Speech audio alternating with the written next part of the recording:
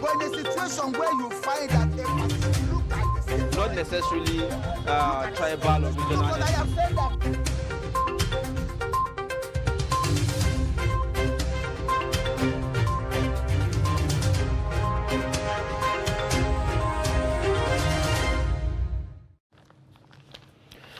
If you are just joining us, it's Daybreak on Trust Television. It's that moment again where we bring you the major highlights from the national newspapers, giving you the bits and pieces of events that have happened across the nation between yesterday and this morning. And we are joined at this point by the general editor of the Daily Trust titles, Malam Hanza Idris. It's a pleasure to have you join us this morning. I know how much you have had to work in the last 24, 48 hours, practically finding no room for sleep as we kept vigil on the activities of the ruling party. To still find time to be here this morning, it's a pleasure, and we hope our readers would draw again from his reservoir of knowledge as he touches on most of the issues on the covers of the paper. But first, the newspaper headline from Daily Trust. And the major headline this morning from Daily Trust reads, 2023, Tinubu Atiku set for epic battle.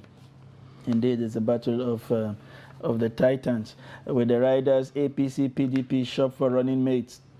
Shibajo, Lawan, others have nothing to fear. Shiwaju. It is a two-horse race. Kwankwaso Obi stands no chance, says Don.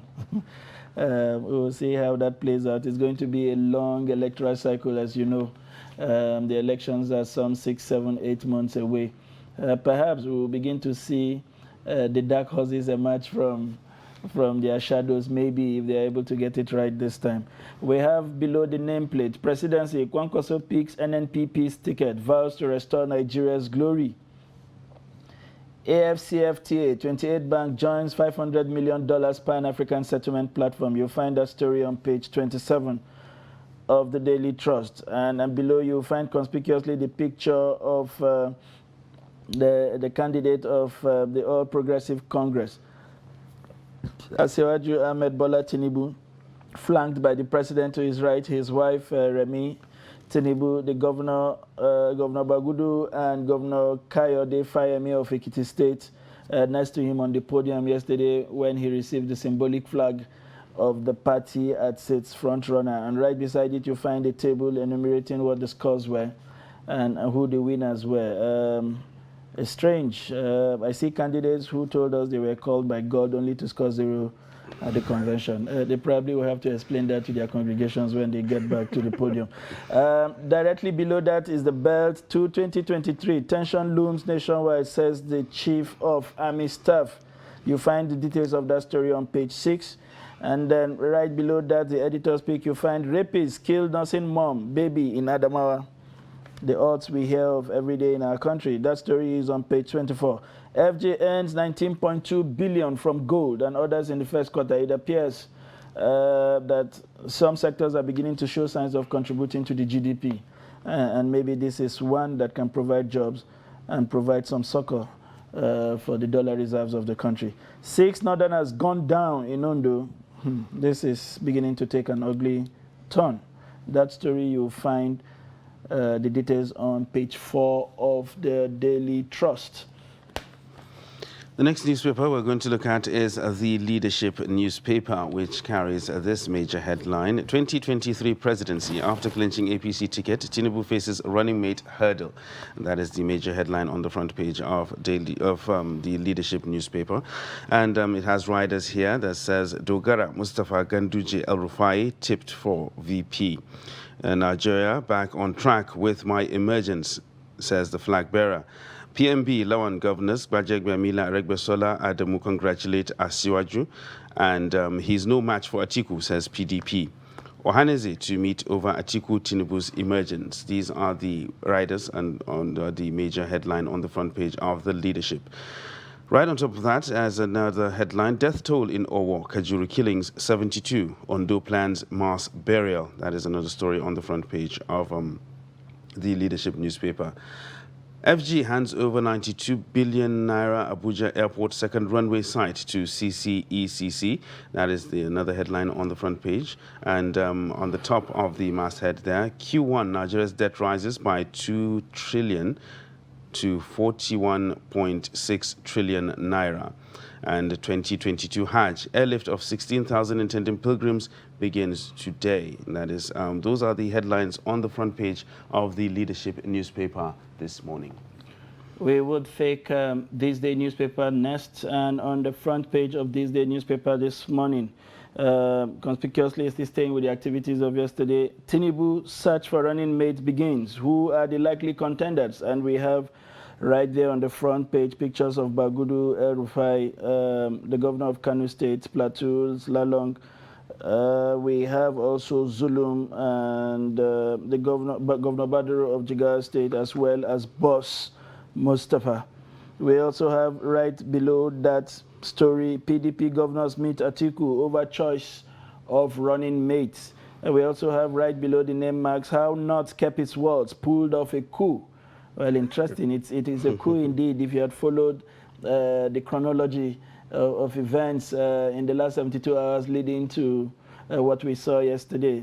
And we have right above that, Nigeria's public debt climbs by 2 trillion in Q1 to 41.6 trillion naira. We are really building some major legacy to be handed over to who becomes the next president in this country as far as debt is concerned. FGN domestic debt service gulfed 668 billion in 3 months. World Bank slashes global growth forecast to 2.9%. And right beneath that, we have the Nigerian Content Development and Management Board to sanction IOC's orders for flouting local content capacity development provision. This will be interesting to see how they achieve that. And finally, on the This Day newspaper, we have in 2023, it is the straight fight between Tinubu and Atiku. I think this is also lending credence to what the Daily Trust have as its major headline this morning. The next newspaper we're going to be looking at is the National Economy, which carries the major headline, desperate Nigerians lose 1.2 billion naira annually to futile visa applications. And right on top of that is another headline, FG spends 898.6 billion naira on debt servicing in 3 months. That's quite a large number. And below the page, there's another headline here, Nigeria's cocoa production to hit 500,000 tons by 2024. Federal government moves to eliminate multiple taxation on transportation sector, and UBA redeems 500 million US dollars 5-year euro bond. Well, these are the headlines on the front page of the National Economy newspaper this morning. We move straight to the Nation's newspaper this morning, and on the cover of the Nation's newspaper we have, of course, the political story. Tinubu, let's work together to stop PDP from taking over. Well, it appears 7 years down the line, PDP is still a major feature in the discussions of the ruling party. How interesting that battle would be for Nigerians, keen watchers of the electoral activities in this country. And beneath that, we have banks, firms in 11 billion naira deals at the Nigerian exchange.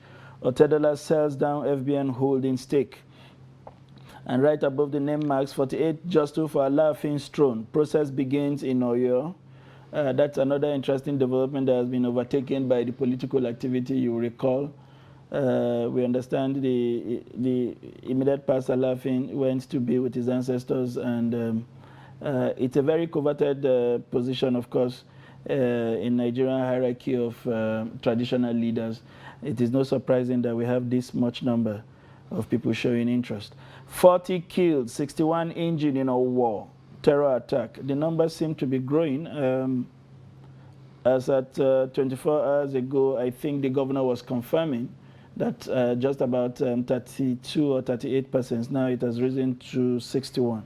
UBA redeems $500 million euro bond notes.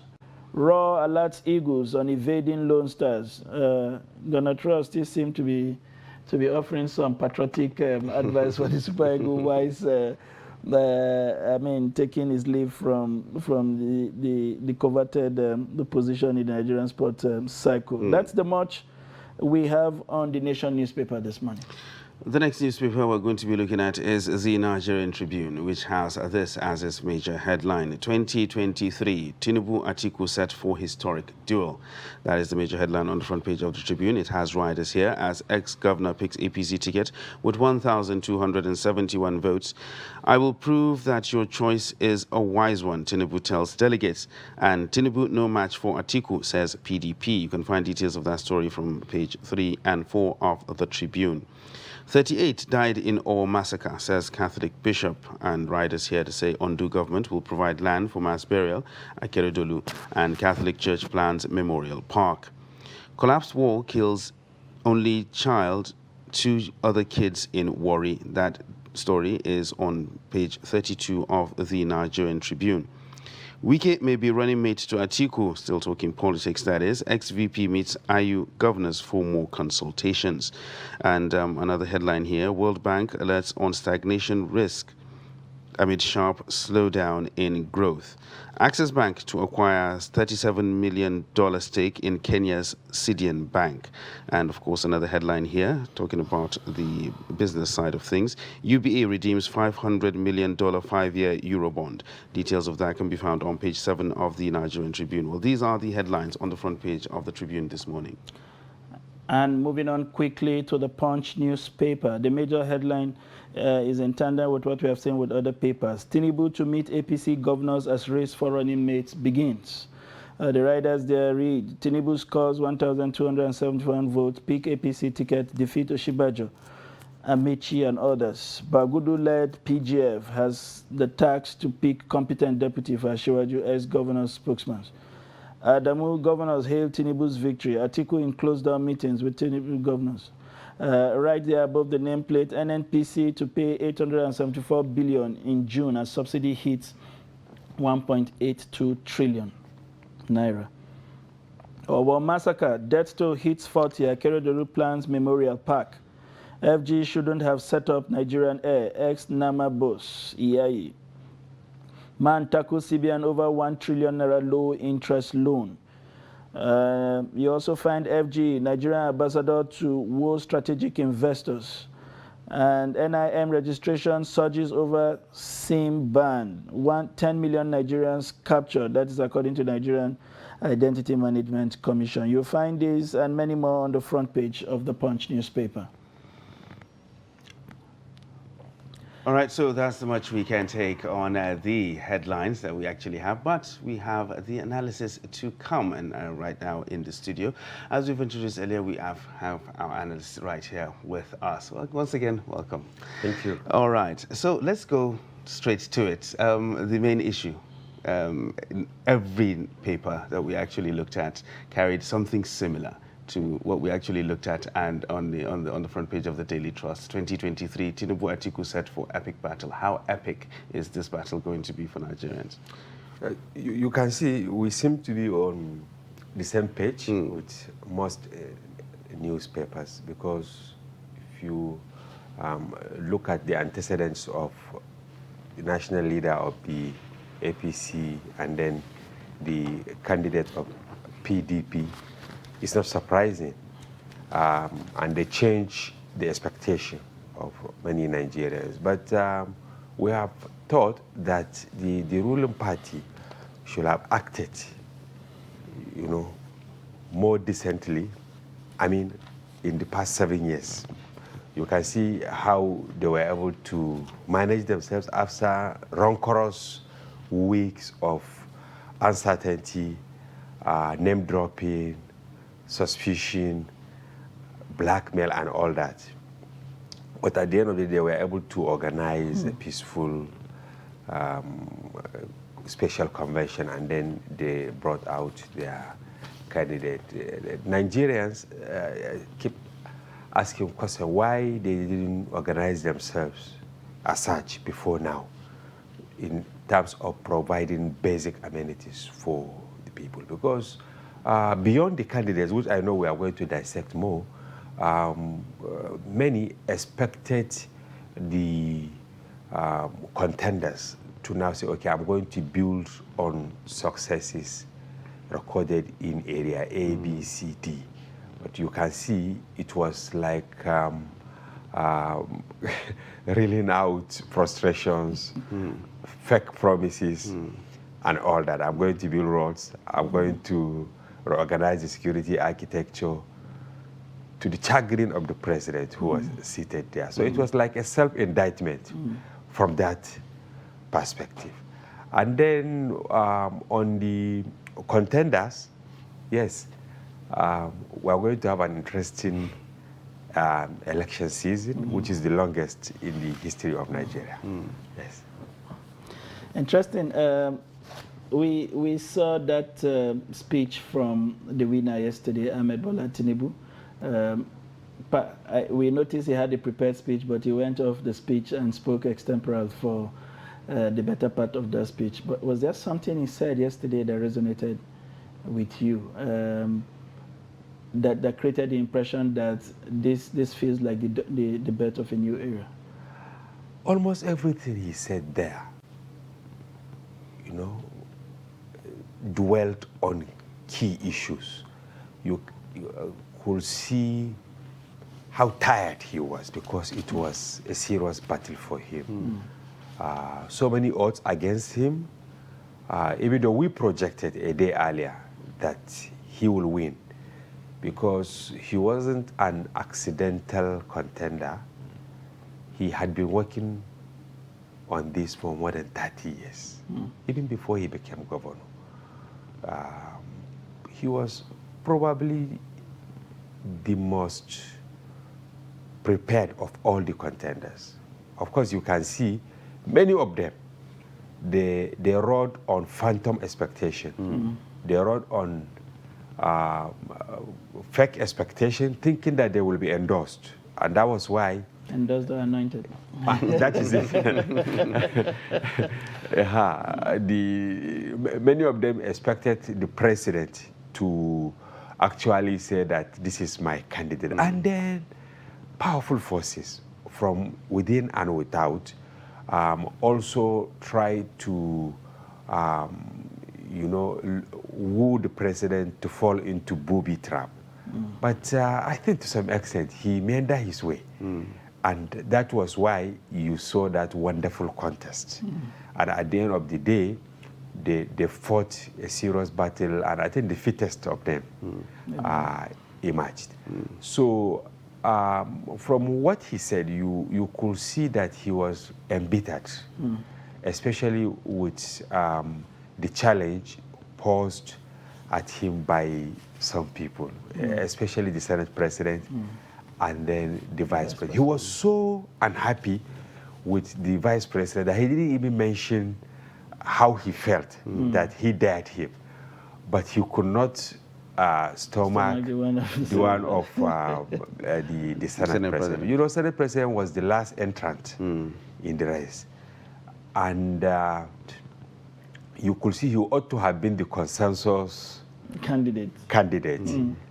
But there was serious fight back from governors. But the national chairman of the party, from the onset, many thought that he was there to do a harsh job. But I think he was unable to succeed.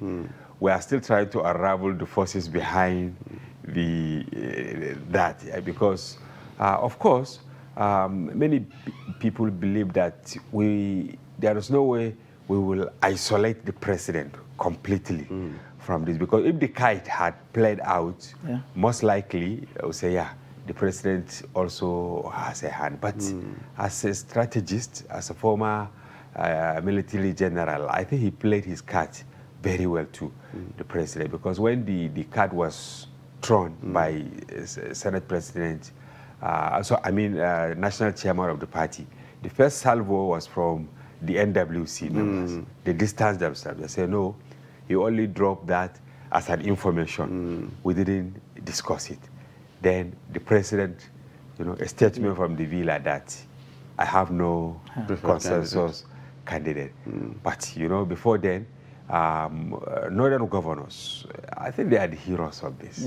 Yes, because they insisted that because of fairness and natural justice, that after 8 years of power in the north, it should naturally go to the south. So you can see the power play. It was really intense.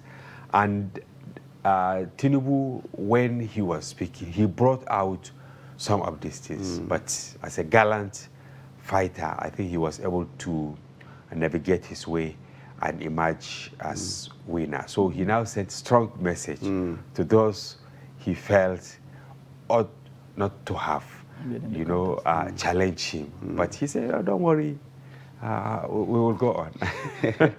Well, looking at the run-up to this primary election, with everything that you've actually pointed out to, back channeling, meetings, name droppings, endorsements or anointments that didn't fall, that fell through, and all of that, and you alluding to the venom that was laced in Tinubu's speech.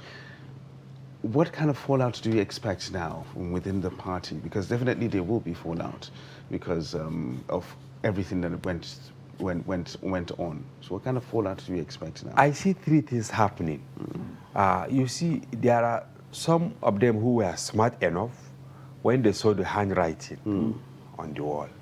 They now endorsed him, about 7 of them or thereabout. Yeah, they said, okay, I have dropped my ambition, even though some of them, their electoral value is not beyond the money. That 100 million naira, yes, that is the electoral value they have. In terms of delegates, they will have come out with probably 0. But that was strategic to, trek to the podium, as the world watches, and now make declaration. It's a serious investment, yes, because they have healed serious wounds. You can see, like the chairman of the Nigerian Governors Forum, right? Fayemi, he was there. Ordinarily, I'm sure if he didn't drop the ambition, maybe he will be there on his capacity as the chairman, but it wouldn't have been the same. So I see some of them naturally melting into the campaign train of the Aswaju. And then there will be category of some who will just be onlookers. And then there are some who will nocturnally sabotage the process, yes. Naturally, you will see these dispositions as, the election approaches. But beyond that, the emergence of Atiku from the leading opposition PDP, and then Ashwaju from the side of the ruling party, we are going to see an interesting campaign. Yes, because even though we all said they are the people to watch, I also see provincial candidates encroaching into the territory of these leading contenders. For instance, Peter Obi, he's going to make some presence in Southeast, unless there is an alliance. And then Tinubu, Konkoso, will also make some serious pronouncements, especially in parts of Northwest and then Northeast, and probably Southwest, because he has also built serious bridges.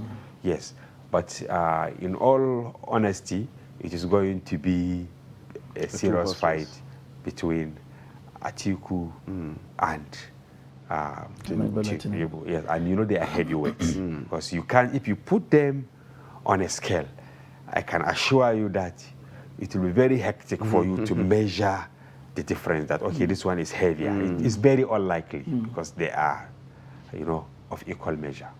Yes. Interesting how those last words describe those two major contenders. It's a battle of the wits.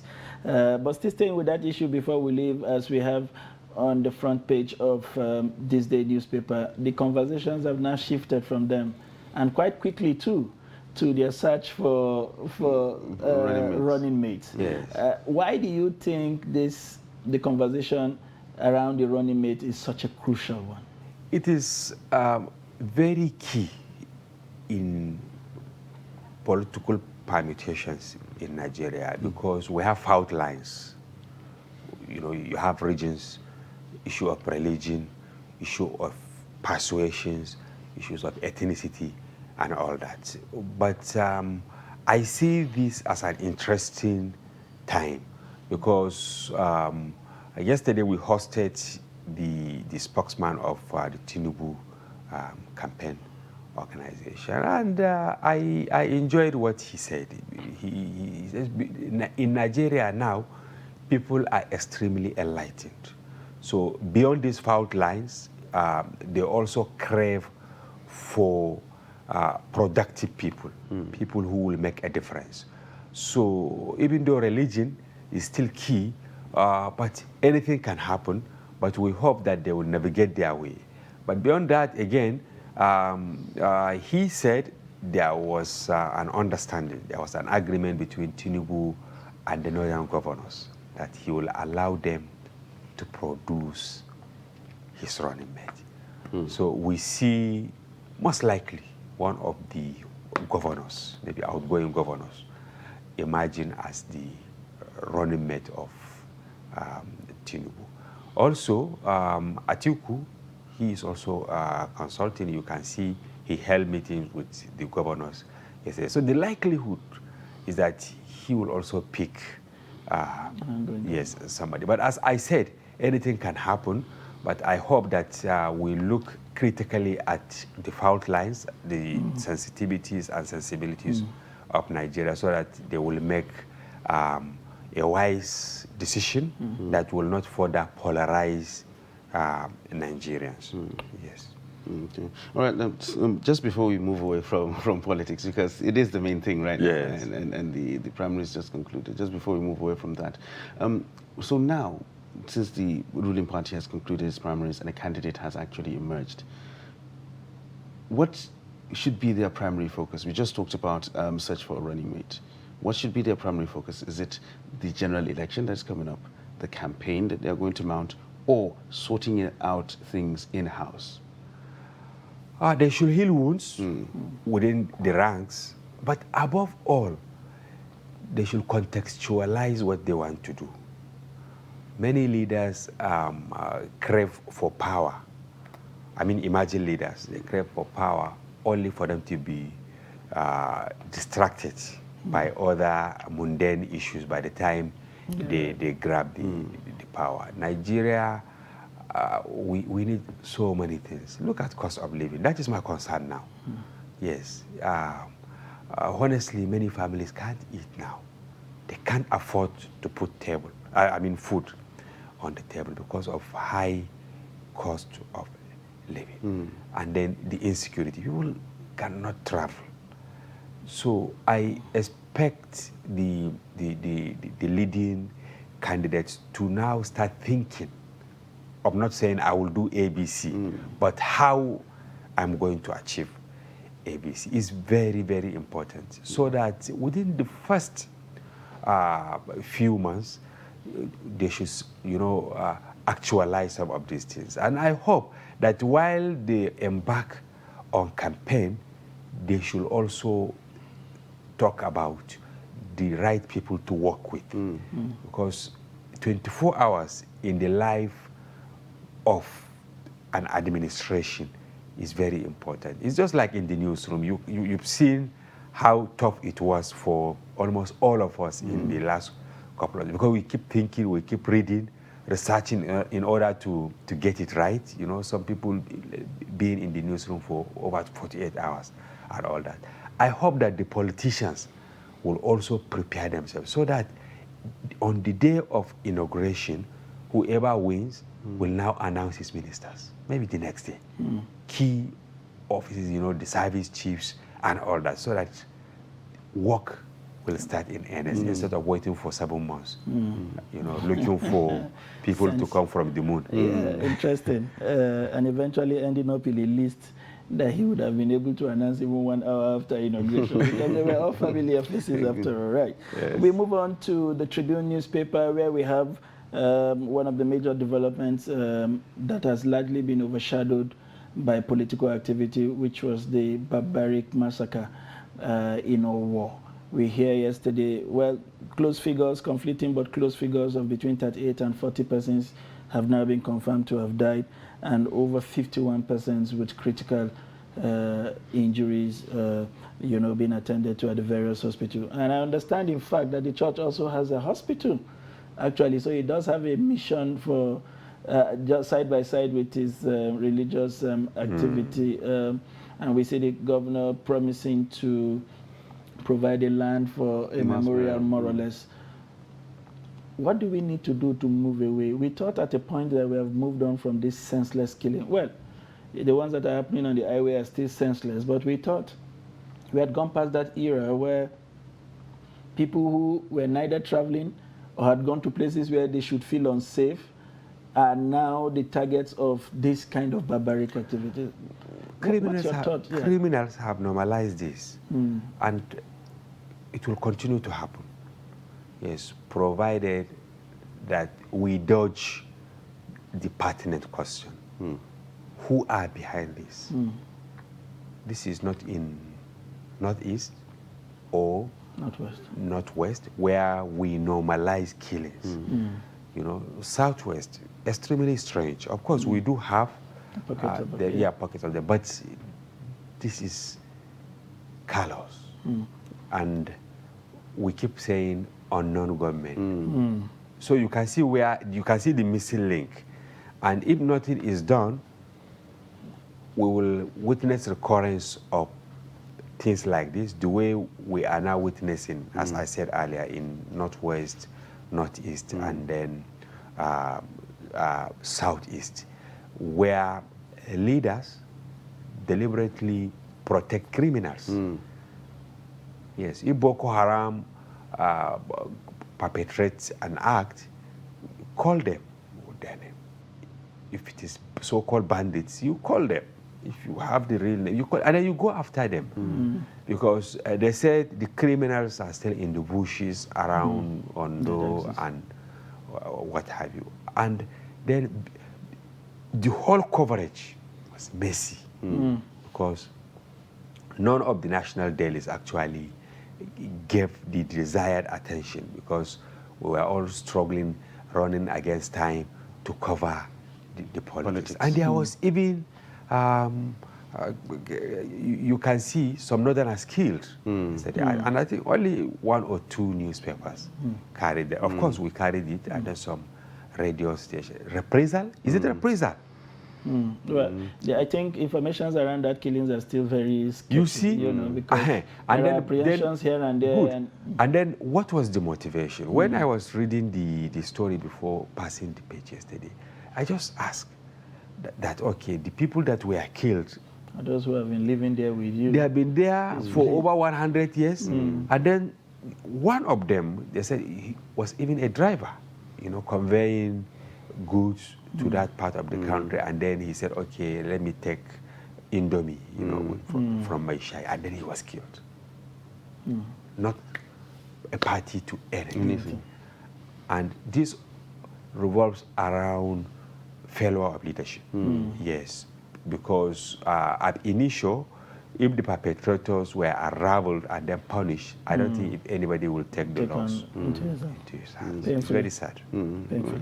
Well, that's, time is against us, but we should be able to take a few more before we let our analysts out of the studio. And this time we'll be picking a story from the Nation's newspaper, away from politics, away from the sad events of our war, or even the blacks' famous killing in Lugbeda also failed to get the desired attention because of politics, as it were. This story largely borders on the number of persons jostling for the Alafin's position. What's your take on this swelling number to succeed the Alafin? You see, the traditional institution is very key to people, even though politicians and the framers of our constitution they desecrated that institution. But symbolically, they are very important. And the Alafin, you know his position. Yes, and so it's not surprising that you have this large number of people who want to take over that revered position. I know that more will happen in the coming days, and ultimately we pray that a flamboyant Alafin will emerge. Yes, because up till now, traditional institutions, they play a key role in galvanizing the society, in healing wounds, because it serves as symbol of unity, symbol of togetherness, and people respect that institution. So I hope that beyond selecting the best, we should also look towards empowering not only the stool of the Alafin, but our traditional institutions across the country, because they can do magic. Imagine you give them the resources and the support to superintend over their territories. Most of these crime and criminalities will not be happening. So I hope we bring them on board. We see them playing critical role in sanitizing the society and in unifying various interest groups. All right, that has been some interesting insights from guest analysts in the studio this Thursday. We've been speaking, if you're just joining us, we have been speaking with the general editor of the Daily Trust newspaper, Malam Hamza Idris, who has provided us with very insightful and educative perspectives on the issues that have dwelled lightly on the covers of the newspaper this morning. We want to thank you for finding time to be here. We hope that in between all of these squabbles, you're able to find some time to rest It's necessary. and regenerate, because the newsroom would need you in the coming days to continue to provide leadership as we drill down to the actual elections come 2023. Thank you, and do have a great day ahead. Thank you. We will take a short break at this time. When we return, the show continues. Please stay with us. But in a situation where you find that look at the same, Not necessarily tribal or regional. because I have said that